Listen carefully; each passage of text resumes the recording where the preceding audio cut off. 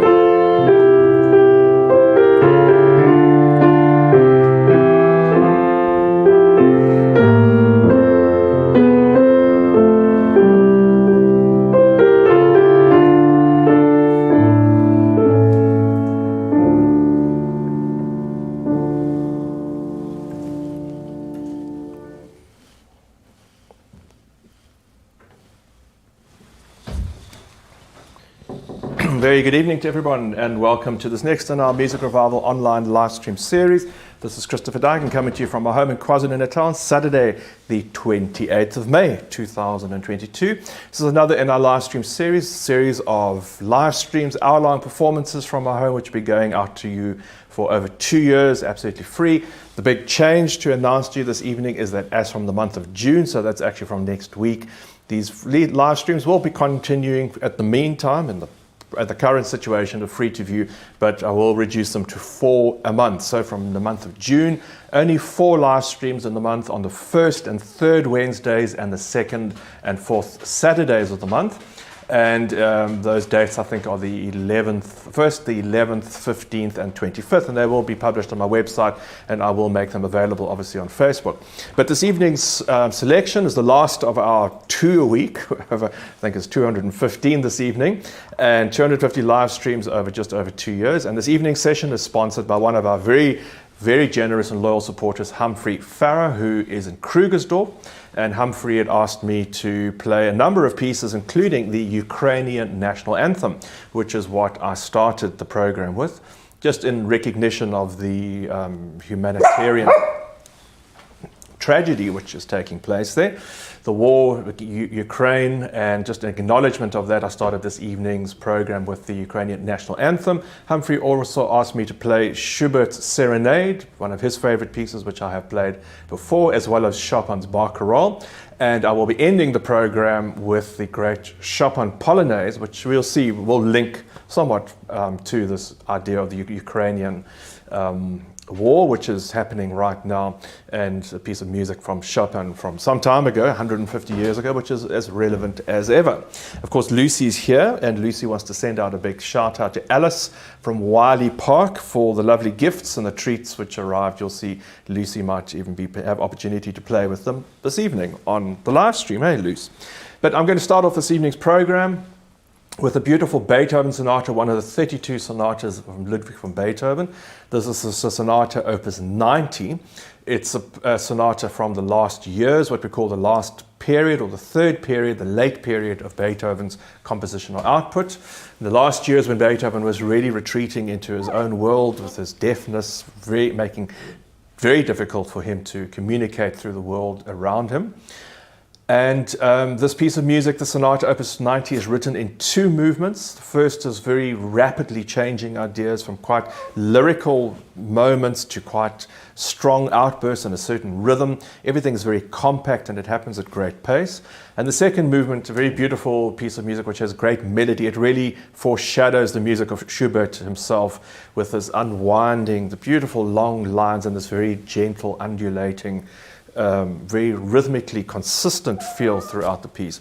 As with all late Beethoven, there's a lot of density and a lot of very interesting and fascinating ideas which are not immediate, a little bit beyond the surface of the music, but nevertheless it's very beautiful and wonderful music to listen to.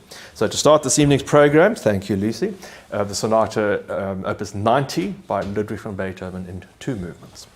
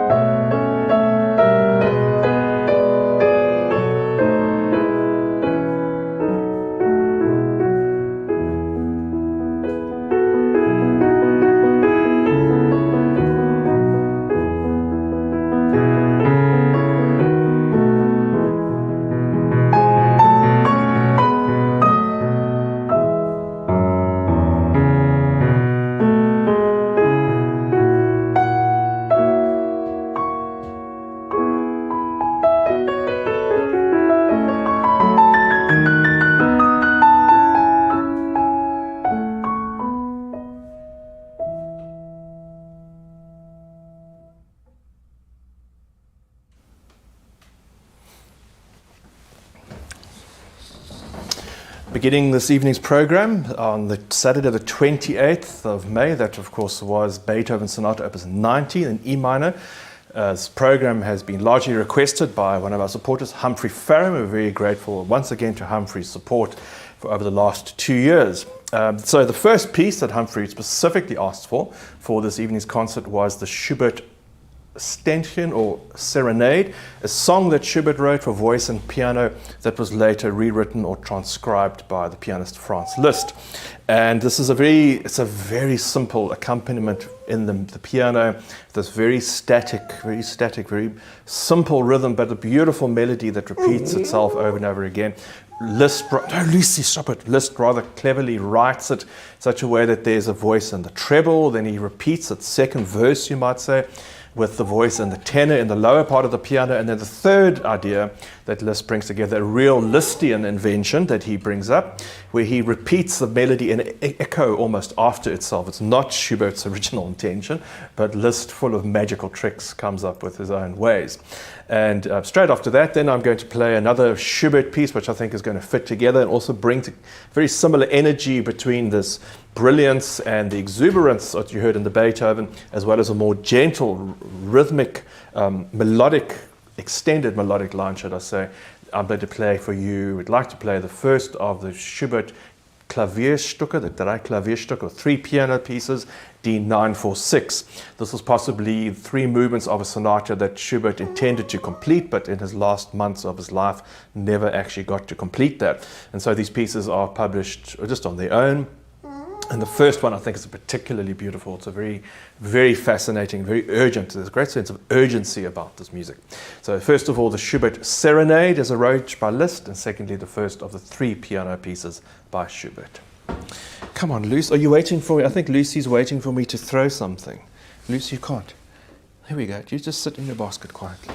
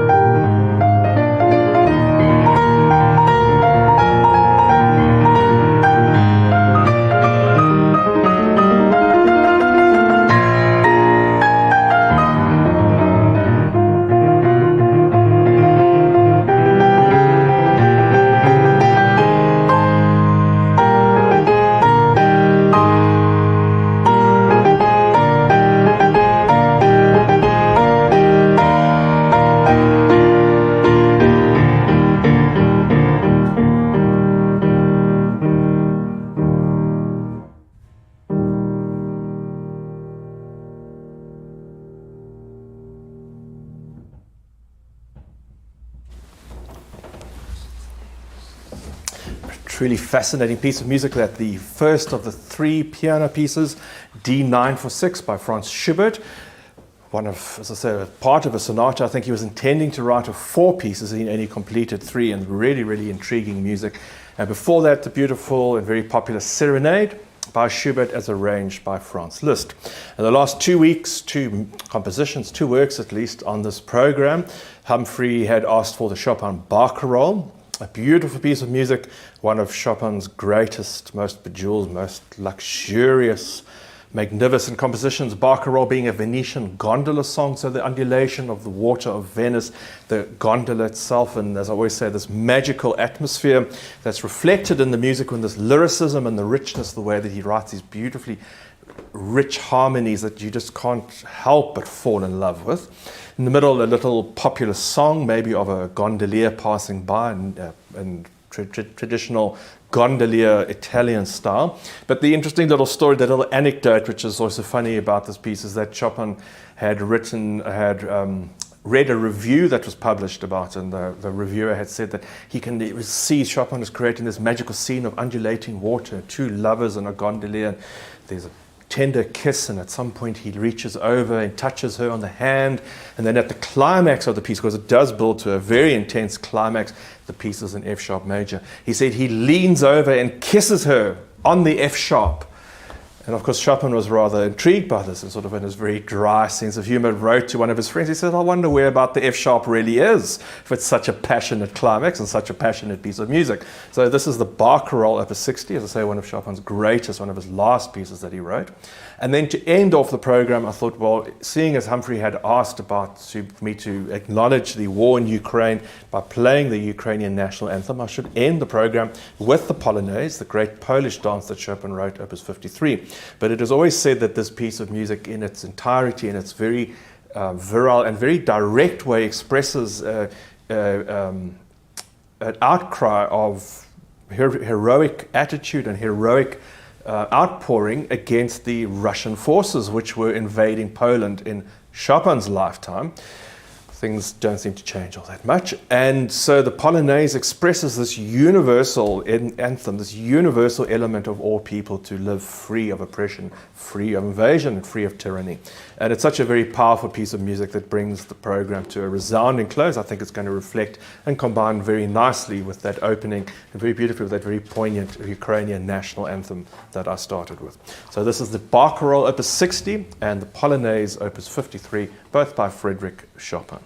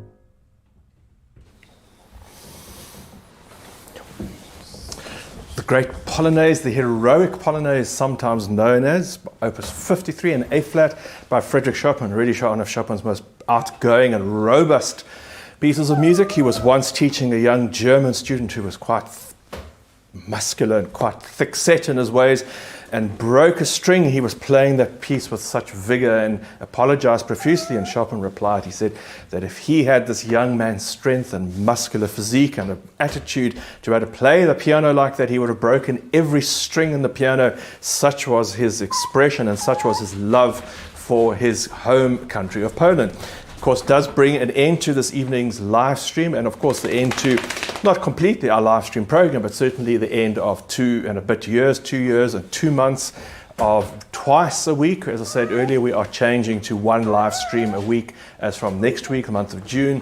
We'll be doing first and third Wednesdays of the month and the second and fourth Saturdays. These will still be free for now, but there will also be a number of other more insightful, more polished programs, you might say, and some discussions which will only be available to various paid platforms at my website, but those will be announced. If you are not already on my mailing list, please do visit my website and sign up there. Now, thanks once again to Alice from Wiley Park, who very kindly treated the puppets to some gifts and some treats this afternoon. Yes, Frieda's very great. Frieda's even been running around. Yes, Frieda, you've been chasing squeaky toys. Have you managed to get the squeaker out of the toy yet, Frieda? No, not quite. And Lucy, of course. Come, Luce, where's your squeaky toy? Look at her. Come on, Luce. Come, off you go. Lucy chasing her squeaky toy. Thanks, Alice, for that very generous contribution. That's really very kind of you and thoughtful. We look forward to seeing you soon. Come, Lucy, come and say hello. Come on, Lucy. Come on, Lucy. Come on. No, not so. Come on. Come on, Lucy. Just the ones I wanted to come to me. She won't. Thanks again to Leon for running the technical support this evening. Good to have you here again. And we look forward to seeing you this coming Wednesday for our first live stream in June. And thank you for everyone who's supporting me and who has supported for the last 2 years. Please do continue to do so, even though I'm doing less streams, but I'm sure they'll be more meaningful and maybe a little bit more polished now as well, hopefully. And we look forward to seeing you then as well as in the rest of the month. Look after yourselves and keep well.